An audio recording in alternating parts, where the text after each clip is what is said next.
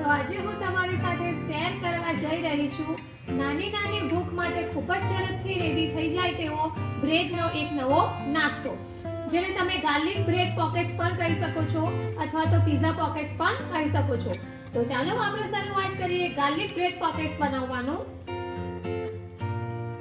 તો એના માટે મેં અત્યારે 5 નંગ ફ્રેશ જે બ્રેડ આવે છે તે લીધી છે. તમે કોઈ પણ બ્રેડ લઈ શકો છો, બ્રાઉન બ્રેડ પણ લઈ શકો છો.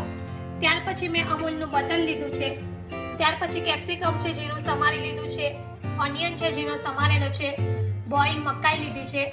ત્યાર પછી પિઝા અને પાસ્તાનો જે રેડીમેડ સોસ આવે છે તે લીધો છે. ત્યાર પછી મેયોનીઝ છે. ત્યાર પછી ગ્રીન મરચું છે 1 નંગ મેં જીરું સમારી લીધું છે, રેડ ચીલી ફ્લેક્સ છે, પિઝા સિઝનિંગ મસાલો છે અને લસણ છે જેને મેં આ રીતે ઝીણું ચોપરમાં ચોપ કરી લીધું છે. તો ચાલો આપણે શરૂઆત કરીએ ગાર્લિક બ્રેડ પોકેટ્સ બનાવવાનું. સૌથી પહેલા આપણે પોકેટ્સ માટેનું સ્ટફિંગ બનાવીશું. તો તેના માટે અત્યારે મેં કાચનો બાઉલ લીધો છે. ત્યાર પછી આ જે કેપ્સિકમ છે, ઓનિયન છે, બોઇલ મકાઈ છે તે બધું આપણે આ બાઉલમાં એડ કરી દઈશું. ત્યાર પછી આપણે તેમાં પિઝા સિઝનિંગ મસાલો એડ કરીશું. ત્યાર પછી આપણે તેમાં રેડ ચીલી ફ્લેક્સ એડ કરીશું. ત્યાર પછી આપણે થોડું સોલ્ટ એડ કરીશું. ત્યાર પછી હવે આપણે મેયોનીઝ એડ કરીશું.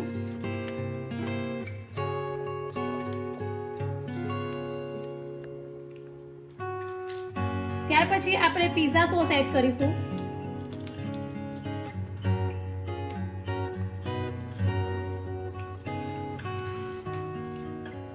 ત્યાર પછી હવે આપણે પ્રોસેસ ચીઝ એડ કરીશું. જો તમારી પાસે મોઝરેલા ચીઝ હોય તો તમે એ પણ એડ કરી શકો છો, પરંતુ અત્યારે મારી પાસે મોઝરેલા ચીઝ નથી તો હું અત્યારે પ્રોસેસ ચીઝ યુઝ કરું છું. તો હવે આપણે આ બધી વસ્તુને બરાબર મિક્સ કરી લઈશું.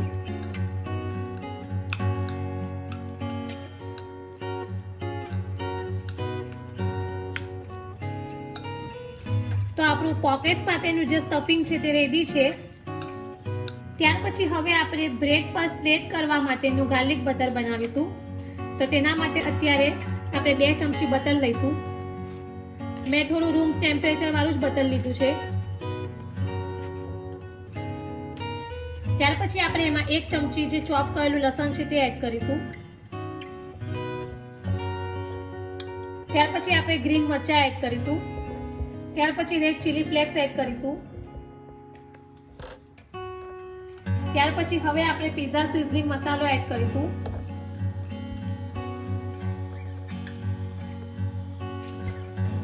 અને આ બધું આપણે બરાબર મિક્સ કરી દઈશું.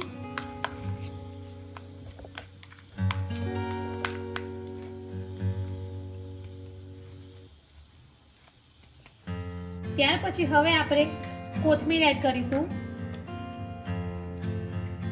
અને આ બધું આપણે બરાબર મિક્સ કરી લઈશું.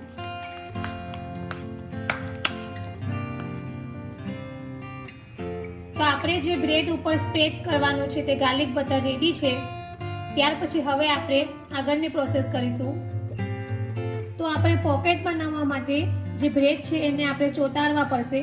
તો એના માટે આપણે ઘઉંના લોટની સ્લરી બનાવીશું. તેના માટે મેં અત્યારે 1.5 ચમચી ઘઉંનો લોટ લીધો છે. ત્યાર પછી આપણે થોડું પાણી એડ કરીશું. તો આપણી જે ઘઉંના લોટની સ્લરી છે તે રેડી છે. ત્યાર પછી હવે આપણે આગળની પ્રોસેસ કરીશું. ત્યાર પછી અહીંયા મેં 2 નંગ બ્રેડ લીધી છે. તો હવે આપણે આ જે બ્રેડની કિનારી છે એને કટ કરી દઈશું.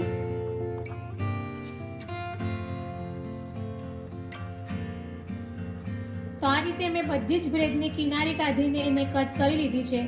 ત્યાર પછી હવે આપણે આ રીતે એક બ્રેડ લઈશું, જેને આ રીતે વેલણથી આપણે થોડી વણી લઈશું.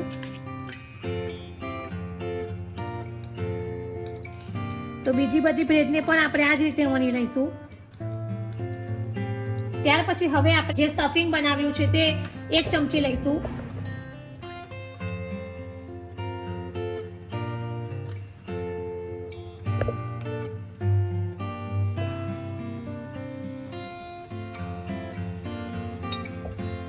ત્યાર પછી આપણે જે ઘઉંના લોટની સ્લરી બનાવી છે તે આ રીતે કિનારી ઉપર આપણે લગાવી દઈશું.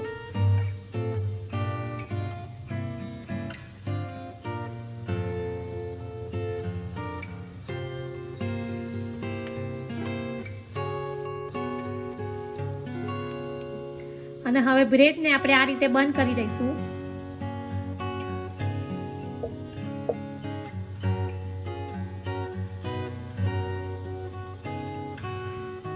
તો આ રીતે આપણે બ્રેડને ચિપકાવી દઈશું. તો તમે જોઈ શકો છો કે બ્રેડ એકદમ સરસ રીતે ચિપકી ગઈ છે. ત્યાર પછી બીજી બધી બ્રેડને પણ આપણે આ જ રીતે રેડી કરી લઈશું. આ રીતે આપણે બ્રેડના પોકેટ્સ રેડી કરી લીધા છે. ત્યાર પછી આ જે ગાર્લિક બટર છે તે આપણે આ જે પોકેટ્સ બનાવીએ છીએ તેના ઉપર સ્પ્રેડ કરીશું.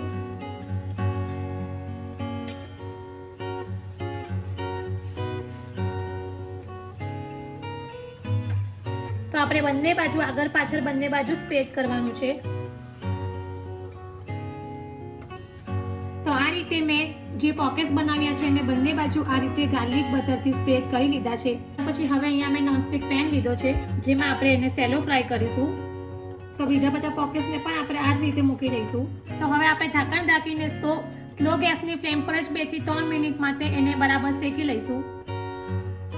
તો લગભગ 2 મિનિટ થઈ ગઈ છે અને આપણા જે પોકેટ્સ છે તે એક બાજુ શેકાઈ ગયા છે. તો આપણે એને બીજી બાજુ ફેરવીને પણ શેકી લઈશું. તો આ રીતે ગોલ્ડન બ્રાઉન રંગના થઈ ગયા છે. તો બીજી બાજુ પણ આપણે એને ઢાંકણ ઢાંકીને 2 મિનિટ માટે જ શેકી લઈશું. તો આપણા જે પોકેટ્સ છે તે બંને બાજુથી એકદમ સરસ રીતે ગોલ્ડન બ્રાઉન રંગના શેકાઈ ગયા છે. તો ત્યાર પછી હવે આપણે એને સર્વિંગ પ્લેટમાં સર્વ કરીશું.